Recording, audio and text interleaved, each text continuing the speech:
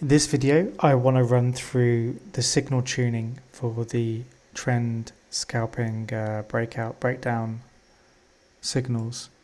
These ones in red and green that give you opportunities to trade within the trend.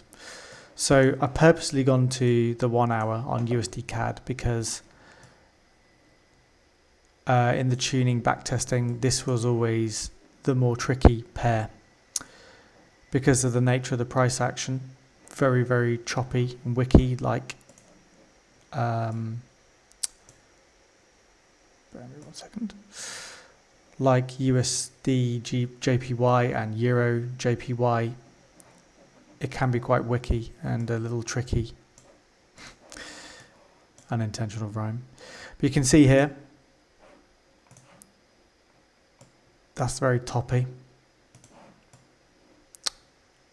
That's okay, it's passable, but to be honest, I wouldn't be too sure. It only gives 20, 25 odd pips at the maximum point. It's a bit toppy. Buys the bottom. This would be top. I mean, obviously we know it went up in hindsight, but at the time I would see this come back down and this changing like that. I would see that as another toppy signal that just didn't work out. These three are actually not too bad because it's starting to trend a bit nicer. So these two aren't wonderful, but at least this one here gets you some profit. That's a bit of a bottom buying one there. So you get my point. In this case, it would be a bit of a candidate for fiddling around with the tuning settings. Even though we are on the hour and hourly, and it's a bit more noisy than the higher time frame, your R&R is going to take a good solid hit if you just purely follow these signals on this trading pair. So how do we retune it? Let's go to the inputs. This is what we want to tune here. So these signals have a filter and they use a double length setting right here. So you want to ensure that this setting is lower than this setting. They both matter and they both combine with the filter to give you signals. So let's change this to say 3 and let's change that to 4. Tick them both. So it's recalculating. So I've left the filter on the default in the code in the back end. But in order to let more signals through, we'd want it a lower setting. If we want less signals, a much higher setting. I put the range as 0.5 to 7. So let's turn this on and let a lot of signals through because it's 2.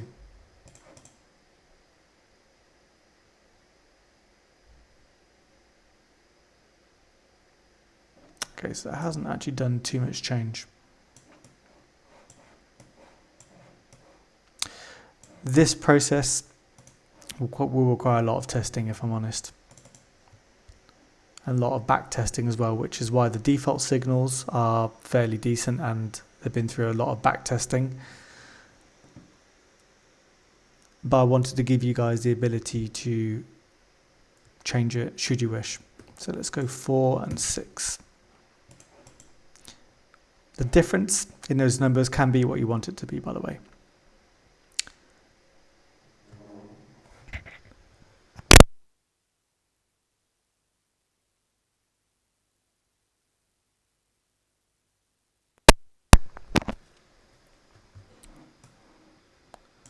So you can see here, by increasing the numbers, we actually have more spaced out entries. They are appearing lower down in the trend, I would say, where they were sharper before. So what we've done, we've reduced the sharpness somewhat.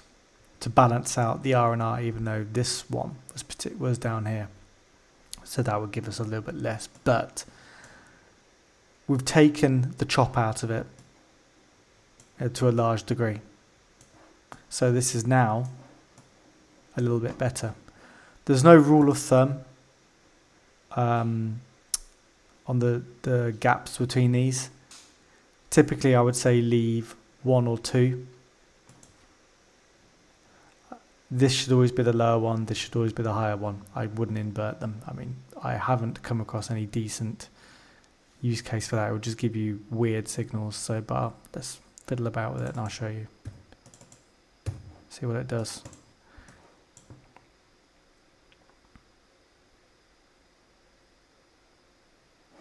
Okay, so what it's done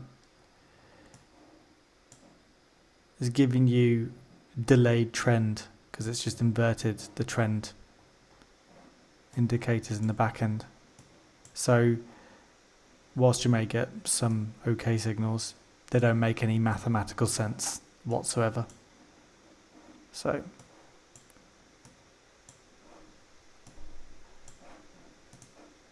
you can see there it's just ended up looking a little bit more horrible. But if you wanted to say put 4 and 4.5 for example, let's have less signals, let's turn it to 4. See what it gives us.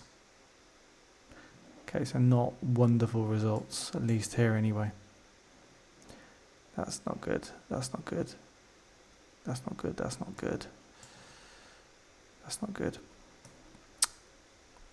So I think we hit it quite well with our first attempt actually. So when you have them, the numbers spaced out like this, let's turn that back down to 2 because I want to let as many signals in through as I can. When you have more spacing out and higher numbers, you get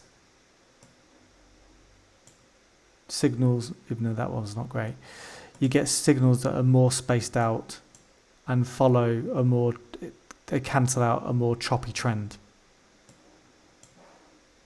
Prime example, this one, USD CAD.